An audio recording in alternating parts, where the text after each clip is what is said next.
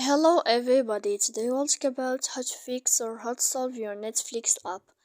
To know how to find a solution about Netflix, you should just go to settings. Here in this page, you'll enter to apps, default apps, app settings. When you'll find this list, you'll enter to the app of Netflix and you will click.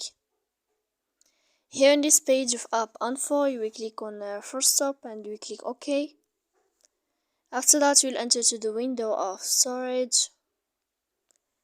Here we click clear cache. Don't click clear data because that can cause you errors in your app. And in the end of all these steps, then you can turn off your phone. So please don't forget to support us by like and subscribe.